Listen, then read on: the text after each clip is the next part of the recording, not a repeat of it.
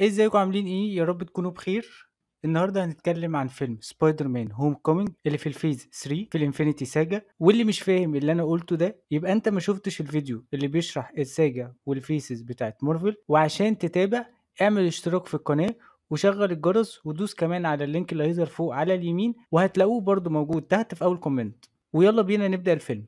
احداث الفيلم عموما بتحصل بعد فيلم كابتن امريكا سيفل وور على طول. الفيلم بيبدأ بفلاش باك كده سريع لبعد أحداث ذا افنجرز سنة 2012. توني ستارك والحكومة الأمريكية بيأمروا اليونايتد ستيتس ديبارتمنت اوف دامج كنترول إنهم ينظفوا آثار المعركة اللي حصلت ما بينهم وما بين الإيليانز. وكان في نفس الوقت واحد اسمه ادريان توماس كان عنده شركة خاصة وكان بيعمل هو الكلام ده، وبسبب الأوامر دي الحكومة الأمريكية بتمشي ادريان توماس من المكان ومن الآخر بيقطعوا عيشه. فادريان بيؤمر الموظفين بتوعه انهم ما يرجعوش اي حاجه من تكنولوجيا الشتاوري وانهم هيستخدموها لنفسهم. بعد 4 سنين التيم اللي معاه بدأوا انهم يبيعوا اسلحه من اللي كانوا بيعملوها من التكنولوجيا دي وبالخردة اللي كانت معاهم، وادريان بدأ انه يلبس بدلة بتخليه انه يطير. زي ما شفنا في فيلم كابتن امريكا سيفل وور، ستارك اخد معاه بيتر باركر علشان يبقى حد معاه ضد كابتن امريكا والتيم اللي معاه. بيتر بعد كده بيكمل دراسته عادي وكأن مفيش أي حاجة حصلت، بعد لما ستارك قال له إنه مش مستعد لسه إنه يبقى افنجر. بعد شهرين بيتر بيسيب فريق اسمه ديكالتون تيم، ودي عبارة عن مسابقة ما بين المدارس، وكان بيقول إن ده بسبب إنه يبقى متفرغ لو ستارك عايزه في وقت من الأوقات، وده كان طبعا أي كلام لأنه في الحقيقة كان عايز يحارب الجريمة. في ليلة قدر إنه يوقف مجموعة من الحرامية إنهم يسرقوا بنك كان معاهم أسلحة من اللي كان عاملها إدريان.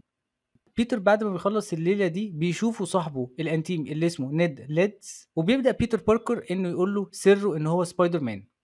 طبعا نيد مش بيسيب بيتر في حاله وبيقعد يسأله أسئلة عن السبايدر مان. ونيد بتلقائيا لما بيعرف ان بيتر معجب بواحده اسمها ليز الان بيقول لهم ان بيتر يعرف مين هو سبايدر مان، وطبعا ليز بتعزم بيتر باركر في الحفله علشان يجيب لهم سبايدر مان. لما بيروح الحفله وبيلبس بدله سبايدر مان، بيتر باركر بيشوف انفجار بعيد. لما بيروح هناك بيلاقي مجموعه بتبيع نفس الاسلحه من الاسلحه اللي كان شافها مع الناس اللي بيسرقوا البنك، وكانوا بيبيعوا الاسلحه دي لواحد اسمه ارون ديفيز. ولما بيحاول انه يتتبعهم سبايدر مان بيبدأ انه يغرق بسبب ظهور ادريان، وتوني ستارك بيقدر انه ينقذه لانه حاطط في البدله بتاعت سبايدر مان جهاز تتبع. وستارك بيحذره انه ما يتدخلش في الحاجات الخطيره اللي زي دي. لكن بيتر بيرجع المكان اللي كانوا فيه وبيلاقي السلاح الشتاوري اللي كان وقع منهم. طبعا ادريان بيتضايق ان كل اللي عمله في السر المجموعه اللي معاه هتبدا انها تبوظه وانه هيخليه يبقى معروف للناس كلها، فبيقتل بالغلط الشخص اللي كان مسؤول عن المجموعه دي اللي اسمه بريس، وبيدي السلاح بتاعه لواحد اسمه شولتز. بيتر بيبدا انه يحاول يعرف ايه السلاح ده بمساعده نيد، ومن ناحية تانية شولز بيبدأ انه يستعمل جهاز التتبع لأسلحة الشتاوري لمدرسة بيتر عشان يقدر انه يرجع السلاح ده. لكن بيتر ونيد بيقدروا انهم يهربوا، وبيتر بيحط جهاز تتبع على شولز علشان يعرف هما مين ورايحين على فين. وبيعرف بعد كده انهم راحوا ميريلاند، وده بيخلي بيتر انه يرجع في قراره انه يسيب التيم بتاع ديكالتون وبيروحوا كلهم لواشنطن علشان المسابقة. نيد بما ان هو شاطر في التكنولوجيا بيعرف ان بدلة سبايدر مان عليها جهاز تتبع، فبيتر بيطلب منه انه يقفله، وفعلا بيعمل كده. ومش بس كده، بيبدأ كمان انه يفتح له حاجات كتيرة جدا كانت في البدلة بما فيها كمان الذكاء الصناعي اللي اسمها كارين.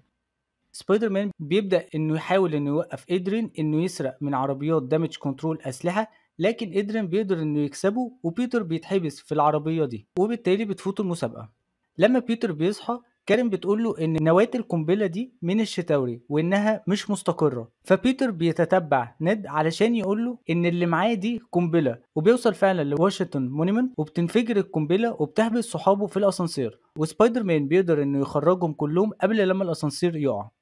لما بيرجعوا نيويورك بيتر بيبدأ انه يقابل ارون ديفيز اللي كان بيشتري الاسلحه من العصابه وبيساله على مكان ادرين. لما بيتر بيبدأ انه يواجه ادرين ومساعدينه على مركبه كده، بيتر بيعرف ان ادرين عنده مشتري تاني للاسلحه اللي بيعملها، فطبعا بيتدخل، لكن تدخله ده بيبوظ شغل الاف بي اي اللي كانوا اصلا موجودين علشان يقبضوا عليهم كلهم.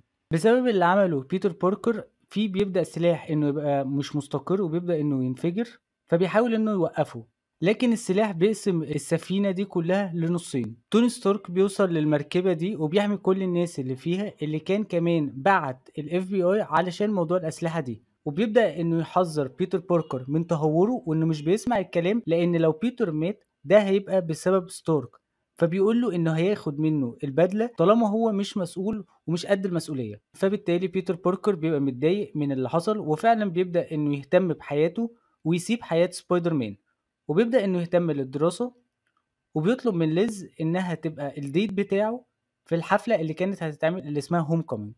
طبعا الناس اللي شغالة مع إدرين بتقرر إنها تسيبه بما إن توني ستارك عرف موضوعهم، لكن إدرين قرر إنه لازم يعمل عملية أخيرة كبيرة، ودي هتخلي حياتهم هو وعيلته ومساعدينه حاجة تانية.